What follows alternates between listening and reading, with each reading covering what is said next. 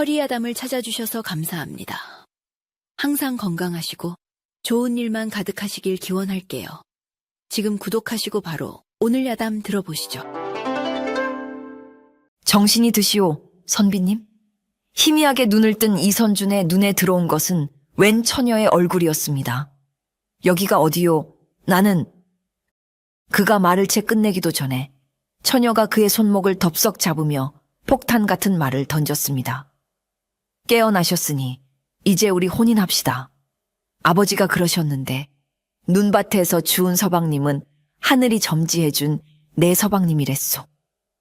분명 그는 한양으로 가던 길이었고 끔찍한 추위 속에서 정신을 잃었던 것까지는 기억이 났습니다. 그런데 눈을 떠보니 생전 처음 보는 흙집 천장이요. 눈앞에는 산짐승 가죽을 뒤집어 쓴 처녀가 앉아 다짜고짜 혼인을 논하고 있었습니다. 이 무슨 해구에 망측한 상황이란 말인가. 그는 평생 성현의 글만 읽으며 쌓아온 이성이 한순간에 무너지는 것을 느끼며 사력을 다해 외쳤습니다. 궤변, 요망한 소리. 때는 바야흐로 동지 섣달, 한 해 중 가장 춥다는 대한이 코앞인 시절이었습니다. 이선주는 내년에 있을 대과 시험을 치르기 위해 한양으로 향하는 길이었습니다. 그의 뒤로는 책을 실은 당나귀와 그를 보필하는 건장한 노비 둘이 따르고 있었으니 웬만한 현감의 행차보다 더 위세가 당당했습니다.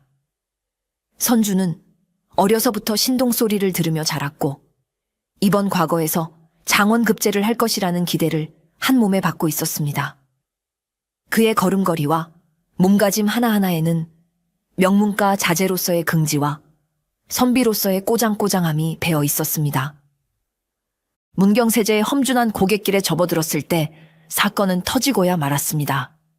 맑았던 하늘이 순식간에 잿빛으로 변하더니 이내 주먹만 한 한방눈이 미친 듯이 쏟아져 내리기 시작했습니다. 눈보라는 순식간에 사방을 분간할 수 없게 만들었고 길의 흔적은 하얀 눈 밑으로 사라져 버렸습니다. 선준과 일행은 잠시 눈을 피할 곳을 찾아 헤맸지만 험한 산세 속에서는 마땅한 곳을 찾을 수 없었습니다. 그러던 중 당나귀가 얼어붙은 비탈길에서 발을 헛디디며 비명을 질렀고 이에 놀란 노비 하나가 당나귀를 붙잡으려다 함께 비탈 아래로 굴러떨어지고 말았습니다. 남은 노비 하나와 선주는 어찌할 바를 몰라 발만 동동 굴렀습니다. 선주는 일단 사람부터 구해야 한다. 며 앞장서서 비탈을 내려가려 했지만 거센 눈볼의 한 치 앞도 보이지 않았습니다. 그는 노비에게 너는 여기서 기다리거라. 내가 길을 찾아보겠다. 는 말을 남기고 눈을 헤치며 앞으로 나아갔습니다. 그러나 그것이 패착이었습니다. 그는 얼마 가지 않아 자신이 왔던 길마저 잃어버렸다는 사실을 깨달았습니다. 사방은 온통 하얀 눈의 장막뿐이었고 방향 감각은 완전히 마비되었습니다. 그는 목이 터져라 노비의 이름을 불렀지만 매서운 바람소리만이 공허하게 되돌아올 뿐이었습니다. 결국 선주는 첩첩산 중에서 완벽한 미아가 되고 말았습니다. 해는 저물어가고 기온은 급격히 떨어졌습니다. 두껍게 껴입은 도포는 눈에 젖어 얼음장처럼 차가워졌고 뱃속에서는 허기가 아우성을 쳤습니다. 그는 지쳐 쓰러질 때까지 정처 없이 눈밭을 헤맸습니다. 그의 머릿속에는 오직 살아야 한다는 생각과 이런 험한 곳에서 생을 마감하게 될지도 모른다는 절망감이 교차했습니다. 마침내 그의 다리는 더 이상 움직이기를 거부했고 그는 거대한 소나무 아래에 쓰러져 몽롱한 의식 속으로 빠져들었습니다. 그때 누군가 덫을 확인하러 산을 오르던 한 처녀가 눈 속에 반쯤 파묻힌 그의 모습을 발견했습니다. 처녀의 이름은 오달래였습니다. 달래는 멧돼지 덫을 확인하러 나섰다가 뜻밖의 사냥감을 발견했습니다. 처음에는 죽은 나그네인가 싶어 무심히 지나치려 했지만 희미하게 새어나오는 숨결을 보고는 아직 살아있음을 알았습니다. 그녀는 잠시 망설였습니다. 이런 험한 산골에서 객사한 시신을 잘못 건드렸다가는 관아에 끌려가 곤욕을 치를 수도 있는 일이었습니다. 그러나 차마 얼어 죽어가는 사람을 외면할 수는 없었습니다. 그녀는 작은 체구에도 불구하고 끙끙대며 선준을 근처에 숨겨두었던 나무 썰매 위로 끌어올렸습니다. 사내의 몸은 웬만한 통나무보다 더 무거웠지만 그녀는 이를 악물고 썰매를 끌기 시작했습니다. 집으로 돌아온 달래는 아버지 오 영감과 함께 선준을 아랫목에 눕혔습니다. 그리고는 며칠 밤낮으로 극진한 간호를 시작했습니다. 꽁꽁 언 그의 옷을 벗기고 따뜻한 물수건으로 몸을 닦아주었습니다. 입을 벌리지 못하는 그에게 물개 쓴 미음을 흘려 넣어주기도 했습니다. 그러기를 사흘째 되던 날 아침, 마침내 선준이 희미하게 신음하며 눈을 떴습니다. 달래는 기뻐하며 그의 이마를 짚어보았습니다. 열이 내린 것을 확인한 그녀는 이제 모든 것이 제자리로 돌아왔다고 생각했습니다. 그리고는 지체 없이 오래전부터 아버지가 농담처럼 하시던 말을 실행에 옮기기로 결심했습니다. 선준이 몽롱한 정신으로 주변을 둘러보고 있을 때였습니다. 달래가 그의 손목을 덥석 잡았습니다. 선준은 깜짝 놀라 손을 빼려 했지만 여인의 소나귀 힘이 어찌나 센지 꼼짝할 수가 없었습니다. 그는 이게 무슨 무례한 짓이오? 라며 기겁했습니다. 그러자 달래는 천연덕스럽게 웃으며 대답했습니다. 무례하긴요. 이제 부부가 될 사이인데 우리 아버지가 그러셨소. 겨울산에서 짐승 말고 사람을 줍거든. 그건 하늘이 맺어준 배필이니 놓치지 말라고 말이오. 그녀의 말에 선주는 어안이 벙벙하여 입을 다물지 못했습니다. 선주는 겨우 정신을 수습하고 선비로서의 위엄을 되찾으려 애썼습니다. 처자, 나는 이미 정혼한 몸은 아니나 혼사는 마땅히 가문의 어른들께서 정하시는 법이오. 어찌 남녀가 이리 경망스럽게 인연을 논할 수 있단 말이오. 더구나 나는 처자의 이름도 근본도 알지 못하오. 그는 최대한 점잖게 그녀를 타이르려 했습니다. 그러나 달래는 눈 하나 깜짝하지 않았습니다. 내 이름은 달래요. 근본은 저기 저 백두산이오. 됐소? 이제 우리 혼인합시다. 그녀의 막무가내식 논리에 선주는 평생 읽어온 성현의 말씀들이 아무런 소용이 없음을 깨닫고 깊은 절망에 빠졌습니다. 선준과 달래의 실랑이가 한창일 때 밖에서 담뱃대를 손질하던 오 영감이 방으로 들어왔습니다. 그는 덥수룩한 수염에 산짐승처럼 날카로운 눈매를 가진 노인이었습니다. 전직 포수 출신답게 그의 몸에서는 범상치 않은 기운이 흘렀습니다. 선주는 내심 그가 딸의 망발을 꾸짖고 자신을 이 해괴한 상황에서 구해주리라 기대했습니다. 그러나 오 영감은 딸의 편이었습니다. 그는 짐짓 엄한 표정을 지으며 선준에게 말했습니다. 젊은이, 내 딸 말이 아주 틀린 것은 아닐세. 우리 화전민들에게는 우리만의 법도가 있는 법이지. 오 영감은 곰방대에 담뱃잎을 채워 넣으며 말을 이었습니다. 자네 목숨을 구하기 위해 내 귀한 약초를 세 뿌리나 다려 먹였고 저기 저 벽에 걸린 곰 가죽을 덮어주어 동사를 면하게 했네. 목숨을 구해줬으면 그에 상응하는 보답을 하는 것이 인지상정 아니겠나. 혼인이 싫다면야 강요할 수는 없지. 대신 저 곰 가죽 값이라도 톡톡히 쳐서 내놓고 가게나. 그는 벽에 걸린 거대한 곰 가죽을 턱짓으로 가리켰습니다. 선주는 기가 막혔지만 딱히 반박할 말이 없었습니다. 지금 그에게는 엽전 한 푼 없었기 때문입니다. 결국 선주는 꼼짝없이 그들의 집에 머물며 신세를 갚아야 할 처지가 되었습니다.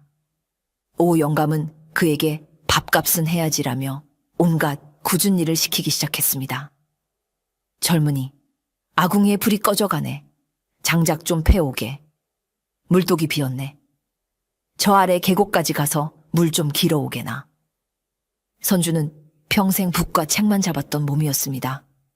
그는 어설픈 솜씨로 도끼질을 하다 제 발등을 찍을 뻔했고 무거운 물지개를 지고 비탈길을 오르다 몇 번이고 넘어질 뻔했습니다.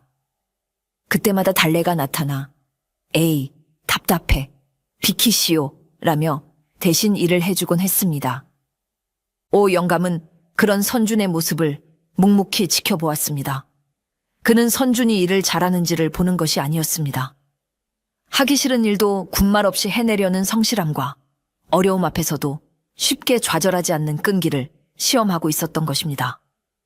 비록 몸은 약골이었지만 선준의 눈빛에는 선비로서의 꼿꼿함과 책임감이 서려 있었습니다. 오 영감은 속으로 허허 저놈 봐라. 겉은 허여멀건 새님인데 속은 제법 단단하구나. 우리 달래 서방감으로 아주 나쁘지는 않겠어. 라며 흡족한 미소를 지었습니다. 그는 능구렁이처럼 선준을 떠보며 서서히 그를 사윗감으로 점찍고 있었습니다. 달래가 눈밭에서 훤칠한 선비 나부랭이를 주워왔다는 소문은 산불처럼 빠르게 작은 화전민 마을 전체로 퍼져나갔습니다. 이 소식을 듣고 가장 속이 뒤집어진 사람은 바로 마을에서 힘께나 쓴다는 총각 만드기였습니다. 만드기는 어려서부터 달래를 마음에 품고 기회만 되면 그녀의 주위를 맴돌았습니다. 그는 언젠가 달래와 혼인하여 가정을 꾸릴 것이라 굳게 믿고 있었습니다. 그런데 웬 굴러온 돌이 자신의 복덩이를 채 가려 하자 그는 질투심에 눈이 멀지경이었습니다. 만드기는 아침부터 불이 나게 달래의 집으로 달려왔습니다. 아니나 다를까 마당에서는 달래가 선준에게 도끼질하는 법을 가르쳐주고 있었습니다. 아니, 서방님, 그렇게 하면 손목이 나간다니까요. 허리에 힘을 딱 주고. 달래의 다정한 목소리를 듣자 만드기의 눈에 불이 튀었습니다. 그는 성큼성큼 두 사람 앞으로 걸어가 선준을 위아래로 훑어보며 비아냥거렸습니다. 이게 누군가 했더니 한양에서 오신 샌님이시구먼. 샌님은 계집처럼 방구석에 앉아 붓이나 놀릴 줄 알지. 이런 사내다운 일이나 제대로 하겠소? 그는 선준의 손에서 도끼를 빼앗아 들고는 보란듯이 우람한 팔뚝을 뽐내며 장작을 패기 시작했습니다. 그러나 너무 힘을 준 탓인지 도끼날이 엉뚱한 곳에 박혀 빠지질 않았습니다. 그는 얼굴이 벌개져 끙끙댔고 그 모습에 달래는 핀잔을 주었습니다. 만드기 오라버니는 힘만 좋지 머리를 쓸 줄을 모르네. 그러니 곰도 못 잡는 거요. 달래의 말에 자존심이 상한 만드기는 더욱 억지를 부렸습니다. 그는 선준을 노려보며 마을 남자들 사이에서 힘을 겨루는 통나무 들기 대결을 제안했습니다. 선준은 어이가 없었지만 여기서 물러서면 사내 체면이 말이 아니라고 생각했습니다. 그는 내키지 않았지만 만드기의 도전을 받아들였습니다. 마을 사람들이 모두 모여 구경하는 가운데 두 사람의 자존심을 건 대결이 시작되었습니다. 만드기는 거대한 통나무를 번쩍 들어 올려 괴력을 과시했습니다. 이제 선준의 차례. 모두가 그가 실패할 것이라 예상했습니다. 그러나 선준은 통나무를 들려 하지 않고 근처에 있던 지렛대 원리를 이용할 만한 나무를 찾아왔습니다. 그는 성형께서 말씀하시길 힘으로 안 되면 지혜를 쓰라 하셨소. 라며 지렛대를 이용해 가뿐하게 통나무를 들어 올렸습니다. 결과는 선준의 압승이었습니다. 만드기는 씩씩거리며 돌아갔고 선준은 마을 사람들의 환호를 받으며 얼떨결에 영웅이 되었습니다. 만드기와의 대결에서 승리한 이후 달래의 서방님 만들기 작전은 더욱 노골적이고 맹렬해졌습니다. 그녀는 이제 한시도 선준의 곁을 떠나지 않고 그를 그림자처럼 따라다녔습니다. 그녀는 선준을 졸졸 따라다니며 산속에서 살아남기 위한 온갖 지식들을 강제로 주입하기 시작했습니다.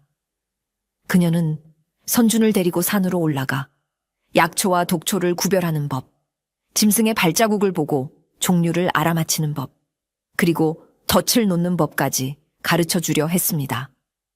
선준은 그때마다 기겁하며 뒷걸음질 쳤습니다. 서방님, 이 버섯은 색깔이 화려하니 독버섯이요. 잘못 먹으면 황청일 구경을 하게 되니 조심하시오. 서방님, 저건 노루 발자국이니 저쪽으로 가면 물을 마실 수 있는 계곡이 나올 것이오. 선주는 그녀의 해박한 지식에 놀라면서도 자신과는 너무나 다른 세계에 사는 그녀의 모습에 이질감을 느꼈습니다. 그는 손에 흙 묻히는 것을 질색했고 펄떡이는 물고기를 맨손으로 잡는 그녀의 모습을 보며 경악을 금치 못했습니다. 그는 한시라도 빨리 이 야만적인 곳을 벗어나 북과 먹이 있는 자신의 세계로 돌아가고 싶었습니다. 달래는 그런 선준의 속도 모르고 매일같이 자신이 잡은 사냥감을 요리하여 그의 앞에 대령했습니다. 어느 날은 갓 잡은 꿩을 통째로 구워 내놓았고 어느 날은 토끼를 잡아 탕을 끓여왔습니다. 선주는 처음에는 비위가 상해 젓가락도 대지 못했지만 며칠을 굶다시피 하자 결국 굴복하고 말았습니다. 그는 마지못해 토끼탕을 한 숟갈 떠먹고는 의외의 맛에 깜짝 놀랐습니다. 투박하지만 깊은 맛이 나는 것이 한양의 이름난 요리집 음식보다 더 훌륭했습니다. 그는 자신도 모르게 그릇을 싹싹 비웠습니다. 달래는 선준이 음식을 잘 먹는 것을 보고는 만족스러운 미소를 지었습니다. 역시 우리 서방님은 뭘 좀 아셔. 이 토끼 잡느라 내가 온 산을 헤맸소. 그녀는 자랑스럽게 말하며 선준의 밥그릇 위에 가장 실한 토끼 뒷다리를 올려주었습니다. 선준은 달래의 괄괄하고 거침없는 행동에 혀를 내두르면서도 한편으로는 그녀의 순수하고 꾸밈없는 모습에 조금씩 마음이 흔들리고 있음을 느꼈습니다. 그는 자신도 모르게 그녀의 다음 행동을 기대하고 그녀의 이야기에 귀를 기울이고 있는 자신을 발견하고는 당혹감에 휩싸였습니다. 선주는 달래를 교화시켜야겠다고 결심했습니다. 그는 달래의 무지함과 거친 언행이 모두 배우지 못했기 때문이라고 생각했습니다. 그는 달래를 방 안에 앉혀놓고 자신이 외우고 있던 소학과 여사서의 구절들을 읊어주기 시작했습니다. 여인은 모름지기 목소리가 담장을 넘어서는 안 되며 정숙하고 바느질에 능하여 지아비를 섬기는 것을 근본으로 삼아야 하거늘 그대처럼 산을 뛰어다니며 짐승을 잡는 것은 사내의 도리이지 어찌 부녀자의 도리라 할 수 있겠소. 달래는 선준의 고리타분한 설교에 하품을 쩍하며 듣는 둥 마는 둥 했습니다. 그녀는 선준의 말이 끝나자마자 코웃음을 치며 반박했습니다. 새님, 그깟 바느질 한평생 해서 밥이 나옵니까? 떡이 나옵니까? 얌전히 앉아 있다가 굶어 죽는 것보다는 내 힘으로 꿩 한 마리라도 잡아와 탕을 끓여 먹는 것이 100번 낫지 않겠소? 그녀의 직설적인 반박에 선주는 말문이 막혔습니다. 두 사람은 가치관의 차이로 인해 사사건건 부딪혔습니다. 선주는 예법과 도리를 강조했고 달래는 실용과 생존을 중요하게 여겼습니다. 그러나 두 사람의 관계에도 작은 변화가 생기기 시작했습니다. 낮에는 그렇게 으르렁대던 두 사람이었지만 긴 겨울밤이 찾아오면 이야기는 달라졌습니다. 호롱불 하나에 의지한 채 적막한 방에 단둘이 남게 되면 어색한 침묵을 깨기 위해 서로에게 말을 걸 수밖에 없었습니다. 선주는 달래가 자신의 이름조차 쓸 줄 모른다는 사실을 알고는 숫 조각으로 흙바닥에 글자를 써주며 천자문을 가르쳐주기 시작했습니다. 달래는 처음에는 시큰둥했지만 이내 글자를 배우는 것에 흥미를 느끼고 진지하게 따라하기 시작했습니다. 어느 날 밤, 선주는 추위에 떨며 책을 읽다가 자신의 도포 소매가 뜯어진 것을 발견했습니다. 그는 바느질이라고는 해본 적이 없어 난감해하고 있었습니다. 그때 달래가 그의 손에서 도포를 채가더니 익숙한 솜씨로 바늘과 실을 꺼내 꿰매주기 시작했습니다. 그녀의 바느질 솜씨는 투박했지만 꼼꼼하고 단단했습니다. 선주는 자신의 옷을 꿰매주는 그녀의 진지한 얼굴을 멍하니 바라보았습니다. 그는 자신들이 서로 너무나 다른 세계에 살고 있다고 생각했지만 실은 이렇게 서로의 부족한 부분을 채워줄 수 있는 존재일지도 모른다는 생각을 처음으로 하게 되었습니다. 마을에 큰일이 터진 것은 그로부터 며칠 뒤의 일이었습니다. 화전민 마을 사람들은 겨울을 나기 위해 가을에 수확한 곡식과 말린 채소들을 마을 중앙에 있는 공동 식량 창고에 보관하고 있었습니다. 그런데 그날 밤 누군가의 부주의로 창고에 불이 나고 만 것이었습니다. 불이야! 창고에 불이 났다! 한밤중에 터져나온 다급한 외침에 마을 사람들은 모두 잠에서 깨어 뛰쳐나왔습니다. 창고는 이미 붉은 화마에 휩싸여 밤하늘을 대낮처럼 밝히고 있었습니다. 마을 사람들은 절망적인 상황 앞에 어찌할 바를 몰랐습니다. 저 창고가 다 타버리면 기나긴 겨울을 굶주림 속에서 보내야 한다는 공포가 그들을 덮쳤습니다. 어떤 이는 울부짖었고 어떤 이는 허망하게 발만 동동 굴렀습니다. 몇몇 젊은이들이 물동이를 들고 불을 끄려 했지만 거센 불길 앞에 속수무책이었습니다. 바로 그때 선준이 앞으로 나섰습니다. 그는 평소의 유약한 모습과는 달리 침착하고 결단력 있는 목소리로 사람들을 향해 외쳤습니다. 모두 내 말을 들으시오. 지금 당장 흩어져서 물동이와 양동이를 모두 가져오시오. 그리고 삽과 괭이를 든 사람들은 내 뒤를 따르시오. 그의 목소리에는 사람들을 압도하는 힘이 있었습니다. 사람들은 저도 모르게 그의 지시에 따르기 시작했습니다. 선주는 먼저 바람이 불어오는 방향을 살폈습니다. 그리고는 창고 주변의 마른 집단과 나무들을 치우라고 명했습니다. 불이 더 이상 번지는 것을 막기 위한 조치였습니다. 그는 책에서 읽었던 화재 진압에 대한 지식을 총동원하고 있었습니다. 그는 사람들을 두 패로 나누었습니다. 한 패는 계속해서 물을 길어와 불길에 쏟아붓게 했고 다른 한 패는 삽으로 흙을 퍼서 불이 번지는 길목을 덮게 했습니다. 바람이 부는 쪽부터 흙을 덮어 불길의 숨통을 끊어야 하오, 서두르시오. 그의 지휘는 정확하고 효과적이었습니다. 처음에는 우왕좌왕하던 마을 사람들도 그의 지휘 아래 일사불란하게 움직이기 시작했습니다. 달래 역시 누구보다 앞장서서 물동이를 나르고 흙을 펐습니다. 그녀는 선준의 의외의 모습에 놀라움을 금치 못하며 그를 향한 믿음과 존경심을 키워나가고 있었습니다. 선준의 지휘는 실로 놀라웠습니다. 그는 단순히 명령만 내리는 것이 아니라 직접 불길 속으로 뛰어들어 사람들을 독려했습니다. 그의 하얀 도포는 검댕으로 얼룩졌고 얼굴은 땀과 재로 뒤범벅이 되었습니다. 그러나 그의 눈빛은 그 어느 때보다 총명하게 빛나고 있었습니다. 그는 불길의 흐름을 읽고 가장 취약한 부분을 집중적으로 공략하도록 지시했습니다.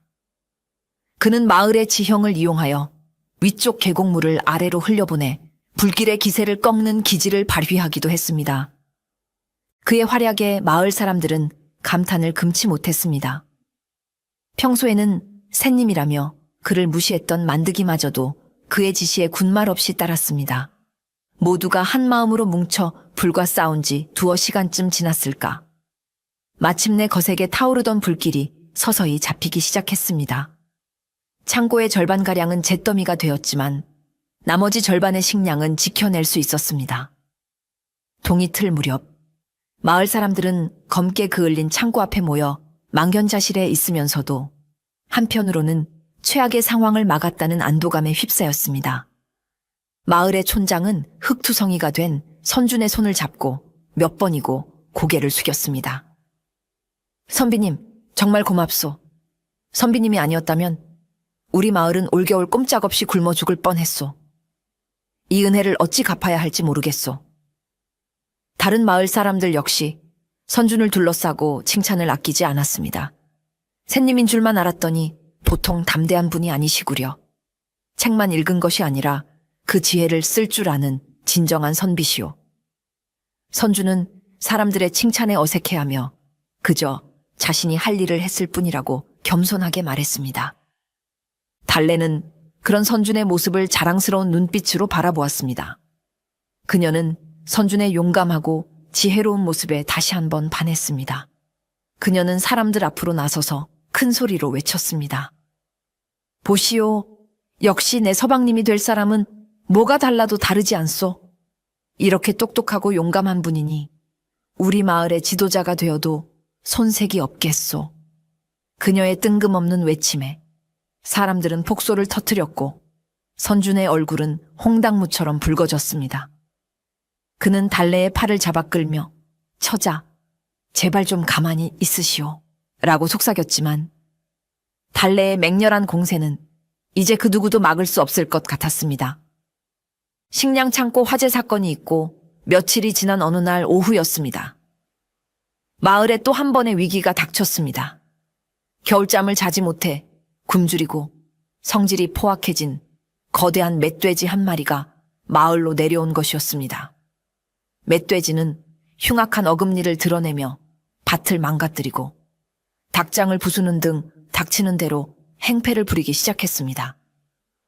마을 남자들이 몽둥이와 괭이를 들고 나섰지만 성난 멧돼지의 기세에 눌려 누구 하나 섣불리 다가서지 못하고 있었습니다. 상황은 일촉즉발이었습니다. 멧돼지가 마당에서 놀고 있던 어린아이를 향해 돌진하려는 아찔한 순간이었습니다. 모두가 비명을 지르며 눈을 감았습니다. 바로 그때 어디선가 바람 같은 그림자가 나타나 아이를 감싸 안고 굴렀습니다. 바로 달래였습니다. 그녀는 아이를 안전한 곳으로 밀어낸 뒤 땅에 떨어져 있던 아버지의 낡은 사냥용 창을 집어들고 멧돼지와 마주 섰습니다. 그녀의 작은 체구는 성난 멧돼지 앞에서 너무나도 위태로워 보였습니다. 그러나 그녀의 눈빛에는 조금의 두려움도 없었습니다. 이놈, 못된 축생아, 썩 물러가지 못할까? 어디서 감히 행패를 부리느냐? 달래는 앙칼진 목소리로 멧돼지를 향해 고함을 쳤습니다.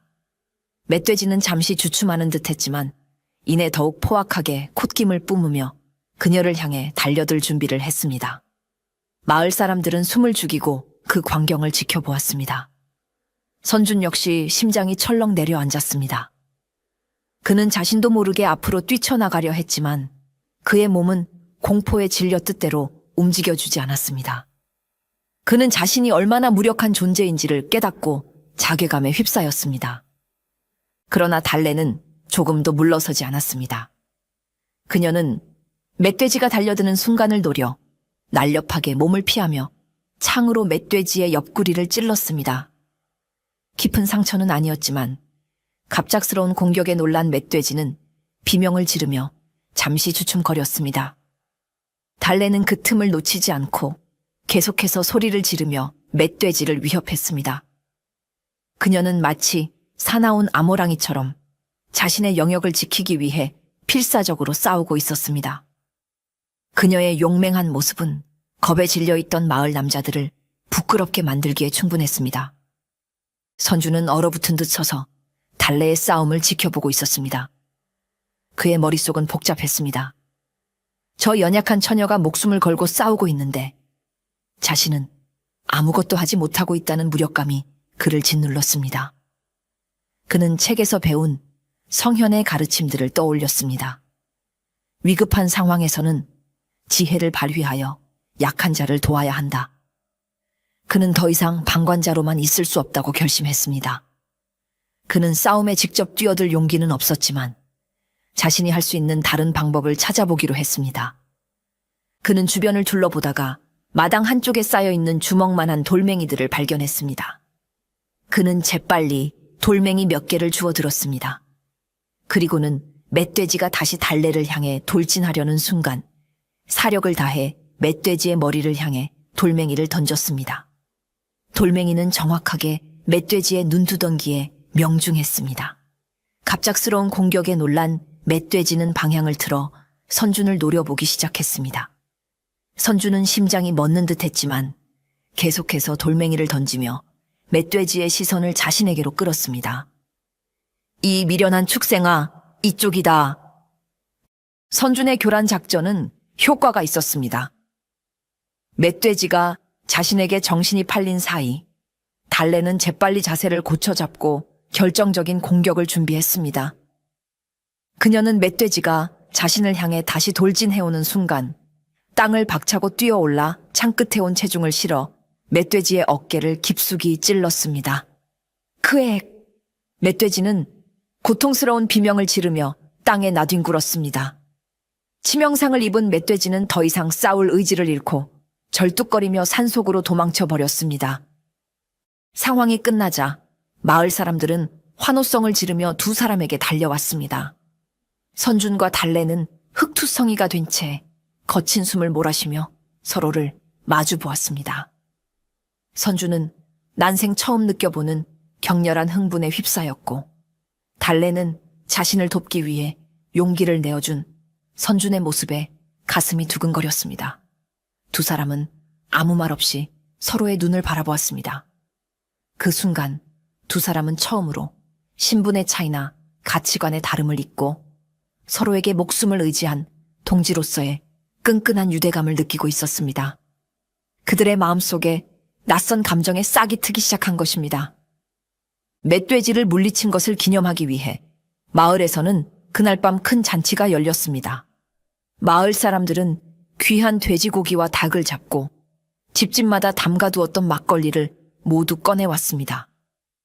마을 광장에는 모닥불이 피워졌고 사람들은 오랜만에 닥친 시름을 잊고 노래하고 춤추며 즐거운 시간을 보냈습니다.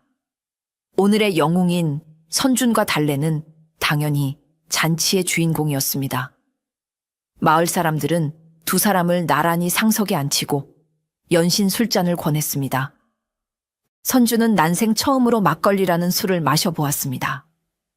그는 처음에는 선비의 채통을 지키기 위해 사양했지만 영웅이 술 한 잔 못하시면 쓰나 라는 마을 사람들의 성화에 못 이겨 한 잔, 두 잔 받아 마시기 시작했습니다. 쌉쌀하면서도 달콤한 막걸리는 그의 목을 부드럽게 타고 넘어갔습니다. 술 기운이 오르자 그는 평소에 꼬장꼬장하고 딱딱한 모습을 벗어던지고 조금씩 풀어지기 시작했습니다. 그는 마을 사람들의 너스레에 맞장구를 쳐주기도 하고 얼굴에는 희미한 미소까지 띄었습니다. 달래는 그런 선준의 모습을 흥미롭게 지켜보았습니다. 술에 취해 뺨이 발그레해진 그의 모습은 평소보다 훨씬 인간적이고 다정해 보였습니다. 그녀는 선준의 술잔이 빌 때마다 자연스럽게 막걸리를 채워주었습니다. 술이 거나하게 취한 선준은 자신도 모르게 가슴속에 담아두었던 말들을 쏟아내기 시작했습니다. 그는 옆에 앉은 달래의 손을 덥석 잡고 혀가 꼬부라진 목소리로 말했습니다. 달래, 처자, 내 오늘에야 알았소. 그대는 참으로 곱고 또 용감한 사람이오. 내 평생 그대 같은 여인은 처음 보았소. 그의 갑작스러운 고백에 달래의 얼굴은 잘 익은 홍시처럼 붉어졌습니다. 그녀의 심장은 방망이질을 치기 시작했습니다. 주변 사람들은 두 사람의 모습을 보며 얼레리 꼴레리라며 짓궂게 놀려댔습니다. 선주는 아랑곳하지 않고 말을 이었습니다. 네, 한양에 가면 그대를 잊지 못할 것이오. 정말이오. 그의 말은 술주정이었지만 그 속에는 분명 진심이 담겨 있었습니다. 달래는 벅차오르는 감정을 누르며 장난스럽게 쏘아붙였습니다. 이제 아셨소? 그러니 한양 가지 말고 여기서 나랑 백년해로 합시다. 네? 그녀의 당돌한 말에 선주는 대답 대신 해하고 바보처럼 웃기만 했습니다. 그날 밤 두 사람의 거리는 한 뼘 더 가까워져 있었습니다. 잔치가 끝난 며칠 뒤 오영감이 지독한 기침 감기에 걸려 자리에 눕게 되었습니다. 달래는 아버지를 위해 약초를 캐러 가야겠다고 말했습니다. 그녀가 가려는 곳은 험하기로 소문난 호랑이 바위골이었습니다. 선주는 그녀가 혼자 위험한 곳에 가는 것이 마음에 걸렸습니다. 그는 자신이 따라가셔 지켜주겠다고 나섰습니다. 달래는 새님이 따라와 봐야 짐만 될 텐데 라며 핀잔을 주었지만 내심 싫지는 않은 눈치였습니다. 그렇게 두 사람은 이른 아침 함께 약초를 캐러 깊은 산속으로 들어갔습니다. 산길은 생각보다 더 험준했습니다. 눈이 녹아 질척이는 비탈길을 오를 때 선주는 몇 번이고 미끄러질 뻔했습니다. 그때마다 달래가 그의 손을 굳게 잡아주었습니다. 그녀의 손은 투박하고 거칠었지만 더없이 단단하고 따뜻했습니다. 선주는 그녀의 손을 잡을 때마다 왠지 모르게 마음이 든든해지는 것을 느꼈습니다. 달래는 앞장서서 길을 내며 선준에게 산속의 여러 가지 지식들을 알려주었습니다. 저 나무는 자작나무인데 껍질을 태우면 기름이 나와 상처에 바르면 좋소. 저 새는 꾀꼬리인데 울음소리가 맑으면 날이 갤징조요. 두 사람은 험한 산길을 오르며 자연스럽게 많은 대화를 나누었습니다. 선주는 자신이 왜 과거를 보려 하는지, 선비로서 어떤 세상을 만들고 싶은지에 대해 이야기했습니다. 달래는 그의 원대한 포부를 흥미롭게 들으며 때로는 날카로운 질문을 던지기도 했습니다. 그렇게 좋은 세상을 만들고 싶다는 분이 어찌 춥고 배고픈 백성들의 마음은 그리도 모르시오? 선주는 그녀의 말에 제대로 대답하지 못했습니다. 그는 자신이 책 속의 세상에만 갇혀 있었다는 것을 다시 한번 깨달았습니다. 어느덧 두 사람은 눈 덮인 아름다운 산 정상에 도착했습니다. 발 아래로는 온 세상이 하얗게 펼쳐져 있었고 두 사람의 입에서는 하얀 입김이 피어올랐습니다. 그 고요하고 아름다운 설경 속에서 두 사람은 잠시 말을 잃고 서로를 바라보았습니다. 신분의 차이, 가치관의 다름, 그 모든 것이 하얀 눈 속에 묻혀버리는 듯 했습니다. 그 순간 그들은 그저 한 사내와 한 여인이었을 뿐입니다. 선주는 처음으로 달래가 여인으로서 아름답다고 생각했고 달래는 선준의 고든 눈빛에서 깊은 신뢰감을 느꼈습니다. 그들의 마음은 이미 서로를 향해 깊숙이 기울어져 있었습니다. 길고 길었던 겨울이 끝나고 마침내 산골짜기에도 봄 기운이 찾아오기 시작했습니다. 얼었던 계곡물이 녹아 졸졸 흐르는 소리가 들리고 나뭇가지마다 파릇파릇한 새순이 돋아났습니다. 선준이 이 마을에 머문 지도 어느덧 석 달이 다 되어가고 있었습니다. 그는 이제 제법 산골 생활에 익숙해져 있었습니다. 도끼질은 여전히 서툴렀지만 물지개를 지고도 넘어지지 않게 되었고 달래가 해주는 투박한 산나물 밥상에도 제법 맛을 들이게 되었습니다. 그는 자신이 점점 이 산골 생활에 동화되어 가고 있음을 느끼며 묘한 평온함에 젖어들고 있었습니다. 그러던 어느 날 오후 마을 입구가 소란스러워졌습니다. 선준을 찾아 헤매던 그의 집 노비들이 마침내 수소문 끝에 이 화전민 마을을 찾아낸 것이었습니다. 그들은 흙투성이가 된 채 마을 아이들과 제기차기를 하고 있는 선준의 모습을 보고는 경악을 금치 못했습니다. 도련님, 여기서 무얼 하고 계십니까? 지난 석 달간 도련님을 찾느라 온 집안이 발칵 뒤집혔습니다. 노비들은 거의 울음을 터뜨릴 듯 달려와 선준 앞에 엎드렸습니다. 선준은 갑작스러운 그들의 등장에 잠시 당황했지만 이내 자신이 돌아가야 할 현실을 깨달았습니다. 이제 이별의 시간이 온 것이었습니다. 마을 사람들은 한양에서 온 화려한 행색의 사람들을 신기한 짙 구경했고 달래는 묵묵히 그 광경을 지켜보고만 있었습니다. 그녀의 얼굴에는 평소의 쾌활함 대신 짙은 그늘이 드리워져 있었습니다. 그녀는 이 순간이 언젠가는 올 것이라고 예상했지만 막상 닥치고 나니 가슴 한구석이 아릿하게 저려왔습니다. 그날 밤 마을에서는 선준을 위한 송별 잔치가 열렸습니다. 그러나 잔치의 분위기는 예전처럼 흥겹지 않았습니다. 선준은 말이 없었고 달래는 애써 웃음을 지어 보였지만 눈가는 붉게 충혈되어 있었습니다. 선준의 노비들은 촌부들과 어울리는 것을 꺼려하며 한쪽 구석에서 불편한 표정으로 앉아 있었습니다. 오 영감은 말없이 담뱃대만 빨고 있었고 만드기는 고소하다는 듯한 표정으로 선준을 쏘아보았습니다. 모두가 다가올 이별을 예감하고 있었기 때문입니다.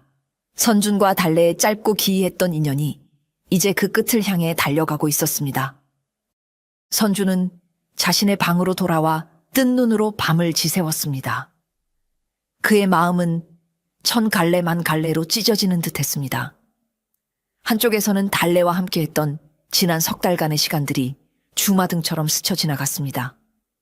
그녀의 당돌함, 그녀의 용감함, 그녀의 순수함, 그리고 어느새 자신의 마음속 깊은 곳에 자리 잡은 그녀의 웃는 얼굴.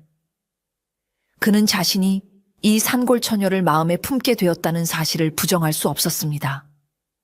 그녀와 함께라면 평생 이 산골에서 나무를 하고 밭을 갈며 살아도 행복할 것 같았습니다. 그러나 다른 한쪽에서는 냉엄한 현실이 그의 발목을 잡았습니다. 그는 한양의 명문 이 판서댁의 장남이었습니다. 그의 어깨에는 가문을 일으켜야 할 무거운 책임감이 얹혀 있었습니다. 그의 부모님은 그가 과거에 장원 급제하여 높은 벼슬에 오르고 명망 있는 가문의 규수와 혼인하여 가문의 대를 잇기를 기대하고 있었습니다. 그런 그가 근본도 모르는 산골 화전민 처녀를 아내로 맞이하겠다고 한다면 집안이 발칵 뒤집히는 것은 물론이고 자신은 의절을 당하게 될지도 모를 일이었습니다. 그는 달래를 사랑하는 마음과 자식으로서의 도리와 책임감 사이에서 밤새 괴로워했습니다. 달래의 순수한 사랑을 택하고 모든 것을 버릴 것인가? 아니면 눈물을 머금고 현실을 택하고 그녀를 떠날 것인가? 그는 어떤 선택도 할 수 없었습니다. 그는 자신이 얼마나 나약하고 이기적인 사람인지를 깨달았습니다. 그는 달래에게 어떤 약속도 해줄 수 없는 자신의 처지가 비참하게 느껴졌습니다. 그는 동이 틀 때까지 방안을 서성이며 아무런 결론도 내리지 못한 채 고뇌에 잠겨 있었습니다. 한편 달래 역시 잠을 이루지 못하고 있었습니다. 그녀는 방문 틈으로 새어나오는 불빛을 보며 선준이 밤새 괴로워하고 있음을 짐작했습니다. 그녀는 그의 마음을 모르는 바가 아니었습니다. 그가 어떤 세상에 속한 사람인지, 자신과는 얼마나 다른 삶을 살아왔는지를 잘 알고 있었습니다. 그녀는 처음으로 자신이 그에게 너무 큰 짐을 지은 것은 아닌지 후회했습니다. 그녀는 그를 사랑했지만 그 사랑 때문에 그의 앞길을 막고 싶지는 않았습니다.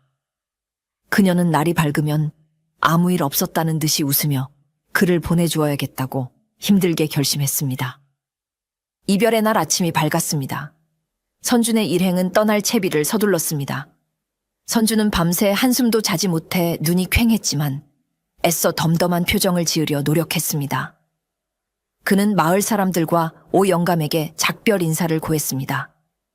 그리고 마지막으로 달래의 앞에 섰습니다. 그는 무슨 말을 해야 할지 몰라 한참을 망설였습니다. 그의 마음속에는 수만 가지 하고 싶은 말이 있었지만 단 한마디도 입 밖으로 나오지 않았습니다. 침묵을 깬 것은 달래였습니다. 그녀는 평소처럼 씩씩한 목소리로 말했습니다. 잘 가시오, 선비님. 부디 몸 조심하시고 뜻하신 바 꼭 이루시오. 그녀는 애써 미소를 지어 보였지만 그 미소 뒤에는 깊은 슬픔이 감춰져 있었습니다. 그녀는 품속에서 작은 복주머니 하나를 꺼내 선준에게 건넸습니다. 그것은 그녀가 밤새 잠도 자지 않고 만든 것이었습니다. 주머니 안에는 그가 기침을 할 때마다 다려주었던 도라지와 멀미에 좋다는 생강편이 들어있었습니다. 주머니 겉면에는 서툰 솜씨로 선준이라는 두 글자가 수놓아져 있었습니다. 그가 처음 그녀에게 글자를 가르쳐 주었을 때 그녀가 가장 먼저 외웠던 이름이었습니다. 한양 가는 길이 멀고 험하니 가다가 욕이라도 하시오. 그리고 과거 시험 꼭 장원 급제하시오. 나중에 높은 벼슬아치가 되면 나 같은 산골 계집은 까맣게 잊어버리시겠지. 그녀는 일부러 퉁명스럽게 말했지만 그녀의 눈가는 이미 붉게 젖어 있었습니다. 그녀는 눈물을 보이지 않으려 황급히 고개를 돌려버렸습니다. 선주는 달래가 건네준 복주머니를 받아 들었습니다. 아직 그녀의 온기가 남아있는 듯 주머니는 따뜻했습니다. 그는 그 작은 주머니가 청음보다 더 무겁게 느껴졌습니다.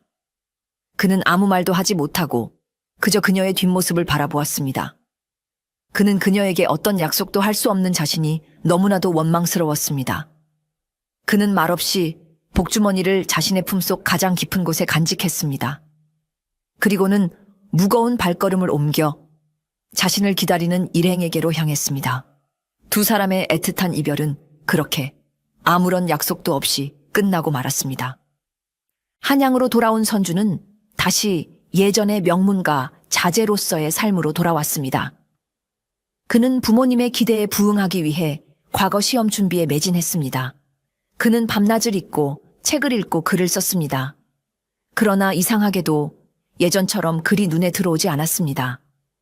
책을 펼치면 글자들 사이로 달래의 웃는 얼굴이 아른거렸습니다. 붓을 잡으면 그녀의 거칠지만 따뜻했던 손의 감촉이 떠올랐습니다. 그는 정신을 집중하려 할수록 더욱더 선명하게 그녀의 환영에 시달렸습니다. 특히 밤이 되면 그리움은 더욱 깊어졌습니다.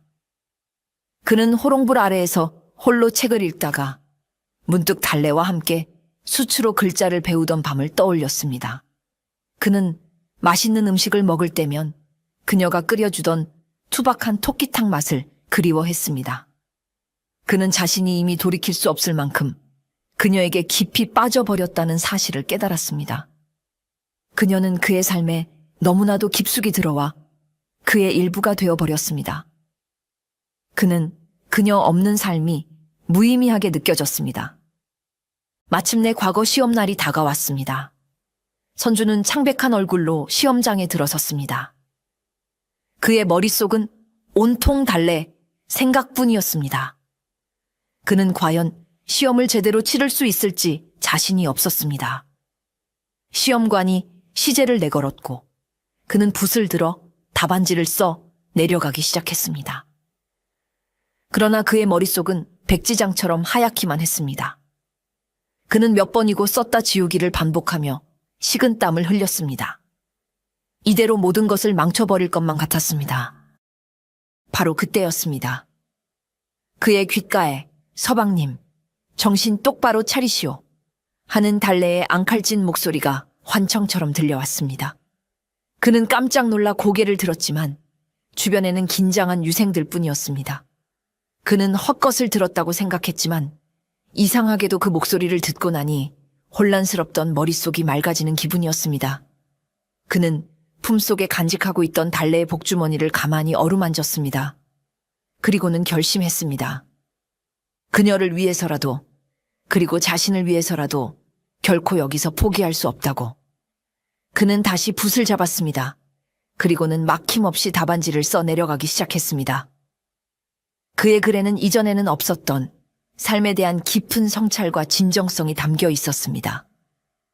과거 시험의 결과가 발표되는 날, 선준의 집은 초조한 기다림으로 가득 차 있었습니다.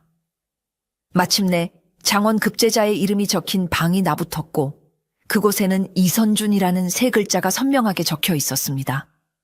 선준이 장원 급제를 한 것이었습니다. 그의 집은 순식간에 경사스러운 분위기로 바뀌었습니다. 축하객들이 구름처럼 몰려들었고 집안은 며칠 동안 잔치가 계속되었습니다. 그의 부모님은 아들이 가문의 명예를 드높였다며 기쁨의 눈물을 흘렸습니다. 장원 급제 소식과 함께 한양의 내로라 하는 명문가들로부터 혼담이 빗발치기 시작했습니다. 영의정 댁의 고명딸, 병조판서 댁의 손녀 등 그 상대는 하나같이 쟁쟁했습니다. 선준의 부모님은 그중 가장 가문이 좋고 현숙하기로 소문난 이참판 댁 교수와의 혼사를 서둘러 진행하려 했습니다. 선준은 이제 모든 것을 가졌습니다. 부와 명예, 그리고 좋은 신부감까지. 그러나 그의 마음은 조금도 기쁘지 않았습니다. 그의 마음속에는 오직 한 사람, 달래뿐이었습니다. 그는 더 이상 자신의 마음을 속일 수 없었습니다. 그는 지난 몇 달간 자신이 진정으로 원하는 것이 무엇인지를 깨달았습니다. 그것은 높은 벼슬도 명문가와의 혼인도 아니었습니다. 그것은 바로 달래와 함께하는 소박하지만 진실된 삶이었습니다. 그는 자신의 인생에서 가장 중요한 결단을 내려야 할 때가 왔음을 직감했습니다. 그는 며칠을 고심한 끝에 마침내 부모님 앞에 나아가 무릎을 꿇었습니다. 그의 표정은 비장하기까지 했습니다. 그는 떨리는 목소리로 그러나 단호하게 자신의 뜻을 밝혔습니다. 아버님, 어머님, 소자 불효를 용서하여 주십시오. 소자는 마음에 품은 여인이 있사옵니다. 그의 폭탄 선언에 그의 부모님은 경악을 금치 못했습니다. 그는 지난 겨울 산속에서 조난당했을 때 만났던 달래와의 이야기를 모두 털어놓았습니다. 비록 그 아이는 신분이 미천하고 배운 것이 없사오나 소자에게는 이 세상 그 무엇과도 천하를 주어도 바꿀 수 없는 귀한 사람이옵니다. 부디 저희의 인연을 허락하여 주시옵소서. 그의 간절한 청에 그의 아버지는 노발대발하며 당장 그 아이를 잊으라고 호통을 쳤습니다. 집안은 또 한 번 발칵 뒤집혔습니다. 선주는 부모님의 완강한 반대에 부딪혔습니다. 그의 아버지는 네가 기어코 그 근본 없는 것과 혼인을 하겠다면 너는 더 이상 내 아들이 아니다. 이 집안의 재산 한 푼 받을 생각 말고 호적에서 내 이름을 파낼 줄 알아라. 라며 엄포를 놓았습니다. 그러나 선준의 결심은 확고했습니다. 그는 부모님께 큰 절을 올리고 소자, 잠시 바람을 쐬고 오겠습니다. 라는 말만 남긴 채 집을 나섰습니다. 그는 관복도, 갓도 모두 벗어던지고 평복 차림으로 마구간에서 가장 빠른 말 한 피를 끌어냈습니다. 그의 목적지는 단 한 곳뿐이었습니다. 그는 밤낮을 가리지 않고 말을 달렸습니다. 그의 머릿속에는 오직 달래를 다시 만나야겠다는 생각뿐이었습니다. 며칠을 달려 마침내 그는 익숙한 산골마을 입구에 도착했습니다. 마을은 지난 겨울과 다름없이 평화로웠습니다. 그는 말에서 내려 심호흡을 한번 하고는 달래의 집으로 향했습니다. 그의 심장은 금방이라도 터져 나올 듯이 격렬하게 뛰고 있었습니다. 그가 달래의 집 마당에 들어섰을 때 그는 익숙한 광경을 목격했습니다. 달래가 여전히 괄괄한 모습으로 영차 하는 기합소리와 함께 장작을 패고 있었습니다. 달래는 인기척에 고개를 들었다가 자신의 눈앞에 서 있는 선준의 모습을 보고는 그 자리에 얼어붙고 말았습니다. 그녀는 너무나 놀라 손에 들고 있던 도끼를 땅에 떨어뜨렸습니다. 그녀는 자신의 눈을 의심하며 몇 번이고 눈을 비볐습니다. 선비님, 어찌하여 다시 이곳에 오셨소? 그녀의 목소리는 미세하게 떨리고 있었습니다. 그녀는 그가 과거에 급제하여 높은 벼슬아치가 되었을 것이라 생각했지. 이렇게 초라한 행색으로 다시 나타나리라고는 상상도 못했습니다. 선주는 아무 말 없이 그녀에게로 성큼성큼 다가갔습니다. 그는 지난 몇 달간 꿈속에서만 그리던 그녀의 얼굴을 마주하자 가슴 벅찬 감정에 휩싸였습니다. 그녀는 여전히 씩씩하고 건강해 보였습니다. 흑투성이인 얼굴마저도 그의 눈에는 세상에서 가장 아름다워 보였습니다. 그는 달래의 앞에 멈춰서서 그녀의 거칠어진 손을 부드럽게 감싸 쥐었습니다. 달래는 그의 갑작스러운 행동에 당황하여 어쩔 줄을 몰라 하며 얼굴만 붉히고 있었습니다. 두 사람 사이에는 애틋하고 긴장된 침묵이 흘렀습니다. 선주는 달래의 손을 잡은 채 천천히 그녀의 앞에 무릎을 꿇었습니다.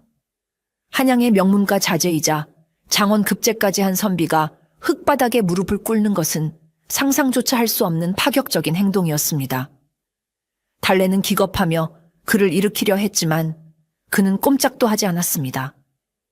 그는 고개를 들어 진심이 담긴 눈빛으로 달래를 올려다보며 말했습니다. 달래 처자, 내가 어리석었소. 내가 미처 깨닫지 못했소. 그는 떨리는 목소리로 자신의 마음을 고백하기 시작했습니다. 나는 한양으로 돌아가서야 비로소 알았소. 내 마음이 이미 온통 그대에게 향해 있었다는 것을. 책을 읽어도 글을 써도 온통 그대 생각뿐이었소. 그대가 없는 한양은 내게 아무런 의미가 없었소. 그는 품속에서 달래가 만들어준 낡은 복주머니를 꺼내 보였습니다. 나는 이 주머니를 품고 과거를 치렀고 이 주머니 덕분에 장원 급제를 할 수 있었소. 그러나 장원 급제의 기쁨도 부모님의 칭찬도 그 무엇도 그대를 향한 내 마음을 이길 수는 없었소. 그는 달래의 손을 더욱 굳게 잡으며 마침내 그의 진심을 전했습니다. 달래 처자, 지난 겨울 그대가 나에게 말했었지. 눈밭에서 주운 서방님은 하늘이 맺어준 인연이라고. 허나 틀렸소. 하늘이 맺어준 인연에 이끌린 것은 그대가 아니라 바로 나였소. 부디 나와 혼인해 주시겠소? 내가 평생 그대를 아끼고 그대에게 붙잡는 법 대신 사랑하는 법을 배우며 살게 해주시오.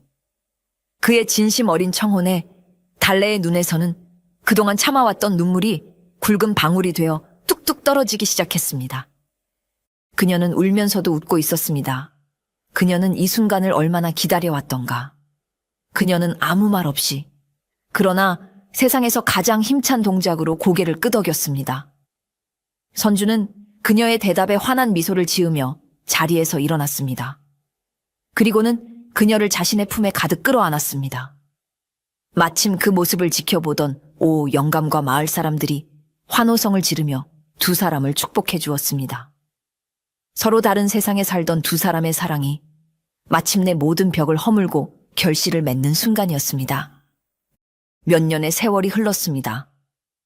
경상도의 어느 작은 고을에 새로 부임한 젊은 사또는 부임 첫날부터 고을의 아전들을 바짝 긴장시켰습니다. 그는 장원급제 출신답게 학식이 깊었을 뿐만 아니라 조금의 부정이나 비리도 용납하지 않는 꼬장꼬장한 성품으로 유명했기 때문입니다. 백성들에게는 한없이 어질고 인자했지만 백성의 고혈을 빠는 아전들에게는 추상 같은 불호령을 내리는 그였기에 고을은 빠른 속도로 안정을 되찾아 갔습니다. 그런데 그 고을에는 사또보다 더 유명한 인물이 있었으니 바로 사또의 안주인이었습니다. 그녀는 여염집 교수들처럼 규방에 얌전히 앉아 바느질만 하는 여인이 아니었습니다. 그녀는 종종 사냥복 차림으로 말을 타고 남편인 사또의 순식일에 당당하게 동행했습니다. 억울한 일을 당한 백성이 있으면 사또보다 먼저 나서서 괄괄한 목소리로 시시비비를 가려주기도 했습니다. 고을 사람들은 처음에는 그런 그녀의 모습을 보고 수군거렸지만 이내에 그녀의 따뜻한 마음씨와 의로운 성품을 알고는 여장부 마님이라 부르며 존경하고 따랐습니다. 그 꼬장꼬장한 사또와 괄괄한 안주인이 바로 선준과 달래였습니다. 선준은 부모의 반대를 무릅쓰고 달래와 혼인한 뒤 스스로 지방의 외직을 자청하여 고을로 내려왔습니다.